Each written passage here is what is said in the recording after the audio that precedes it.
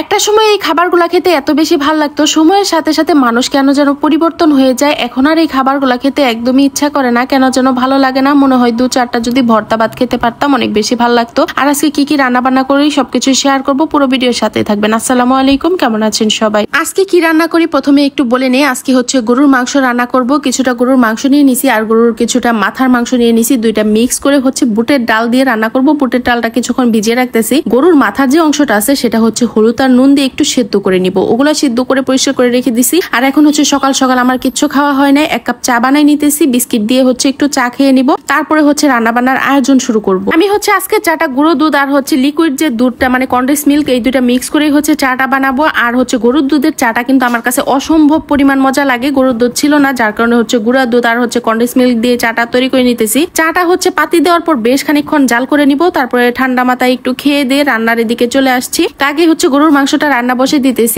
একটা সময় হচ্ছে গরুর মাংস খেতে এত বেশি ভালো লাগতো। গরুর মাংস হচ্ছে একদিনে বেশি করে রান্না করে রাখতাম আর নর্মাল ফ্রিজে হচ্ছে রেখে দিতাম, গরম করে করে 2 টুকরা 3 টুকরা করে প্রতিদিন হচ্ছে খাওয়া হতো। আর এখন কেন যেন আমার একেবারেই রুচিতে টানে না, কেন জানি গরুর মাংস আমার দেখলেই কেমন লাগে, মানে খেতে ইচ্ছা করে না। মোট কথা ঝোল করে যদি একটু রান্না করি আলু দিয়ে, সেটা হচ্ছে একটু খাওয়া যায়। আর ভুনা ভুনা করলে তো একেবারেই খেতে ইচ্ছা করে না। তার জন্য ভাবলাম আজকে আর ভুনা ভুনা করবো না। আবার ফ্রিজে হচ্ছে গরুর কিছুটা মাথার অংশ ছিল আর হাড্ডি দিয়ে হচ্ছে বুটের ডাল রান্না করলে সেটা খেতে কিন্তু বেশি ভালো লাগে। তার জন্য মাথার অংশটা হচ্ছে সেদ্ধ করে পরিষ্কার করে নিছি। সেই সাথে হচ্ছে যে বুটের ডালগুলো আমি ভিজায় রাখছিলাম সেগুলো হচ্ছে এখানে কষানো মাংসের মাঝে দিয়ে দিছি। বুটের ডাল মাংস সহ আরো কিছুক্ষণের মতো আমি কষিয়ে নেব। মাংসটা কষানোর সময় আমার কেন যেন মুড়ি দিয়ে সেই মাংসটা খেতে অনেক বেশি ভালো লাগে। ঘরের ভিতর অবশ্য মুড়িটা ছিল না, যার কারণে হচ্ছে আজকে আর খেতে পারলাম না। তবে ভাত দিয়ে খেতে তেমন একটা ভাল লাগে না, আর পোলাও দিয়ে খেতে আরো বেশি ভাল লাগে না। যাই হোক, এখানে বুটের ডাল দিয়ে মাংসটা ভালো করে কষানো হয়ে গেছে। তারপরে বেশ খানিকটা পরিমাণ পানি দিয়ে দিছি। আর ঝোলের পানিটা ভালো করে শুকিয়ে আসলেই হচ্ছে উপরে কিছুটা ভাজা জিরার গুঁড়া দিয়ে দিলে রান্নাটা হয়ে যাবে।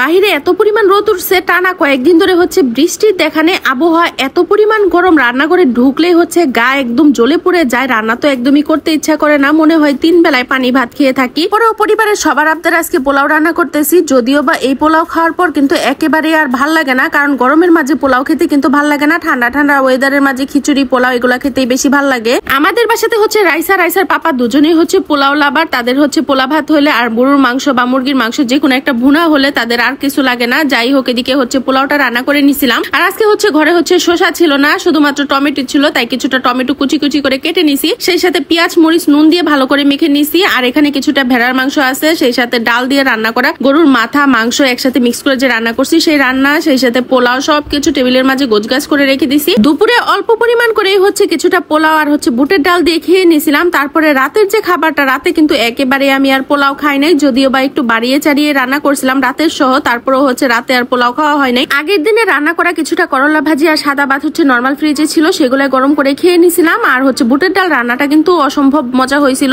তো আপনাদের কাছে ভিডিওটা কেমন লাগলো অবশ্যই জানাবেন। আল্লাহ হাফেজ।